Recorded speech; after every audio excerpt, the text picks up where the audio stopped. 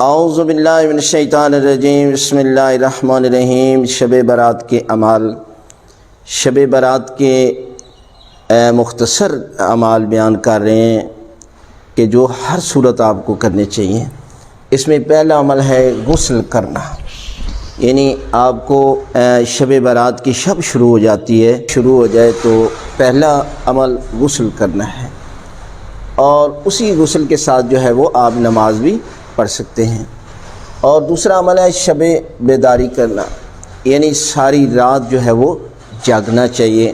حضرت امام زین العابدین علیہ السلام فرماتے ہیں کہ جو بندہ شب برات کو ساری رات جاگتا رہتا ہے، عبادت کرتا ہے، تو اس دن کہ جب سب دنیا کے دل مردہ ہوں گے، اس کا دل مردہ نہیں ہوگا بلکہ خوش و خرم ہوگا، اور اس دن یہ مطمئن ہوگا۔ اس لیے اس رات کو شب بیداری کرنے۔ تیسرا ہے زیارت امام حسین علیہ السلام پڑھنا، یہ سب سے بہترین عمل ہے۔ تیسرا کہ آپ جو ہے وہ کسی چھت پر یا کھلے آسمان پر یا اسی جگہ پر بھی جو ہے وہ جس طرح نماز کے بعد زیارت امام حسین علیہ السلام پڑھتے ہیں، وہی ایک لفظ کہہ دیں، السلام علیکم یا ابا عبداللہ الحسین، اور اس کے بعد 2 رکعت ہدیہ زیارت امام حسین علیہ السلام نماز پڑھ لیں تو یہ عمل جو ہے وہ مکمل ہو جائے گا۔ چوتھا عمل ہے صلوات پڑھنا۔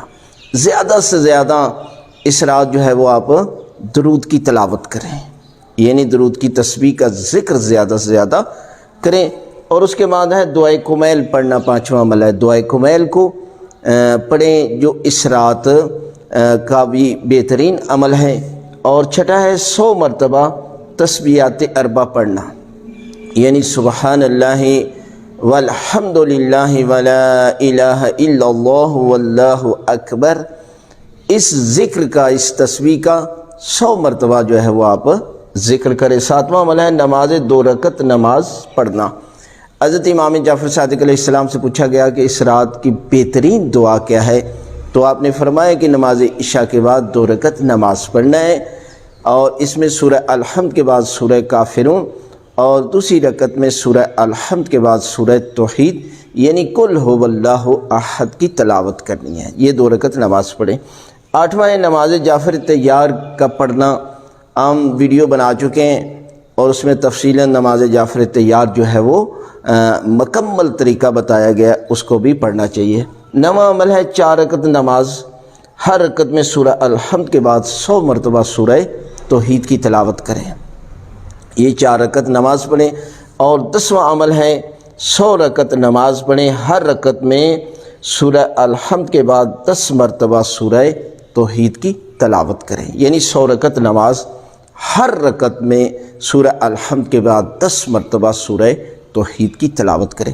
اور باقی دعائیں جو منقول ہے وہ مفاتیح الجنان سے پڑھ سکتے ہیں، تحفۃ العوام سے پڑھ سکتے ہیں، لیکن جو مکمل میں نے بتایا یہی اعمال ہیں، اور ان اعمال کو آپ کریں گے تو پروردگار اس رات کے صدقے میں آپ کی عبادت کو قبول بھی فرمائے گا اور آپ کے گناہ بھی معاف کرے گا، اور اس رات کے صدقے میں جو جو حاجت آپ مانگیں گے، حضرت امام زمانہ علیہ السلام کے صدقے میں پروردگار آپ کی دعاؤں کو اپنی بارگاہ میں قبول فرمائے گا۔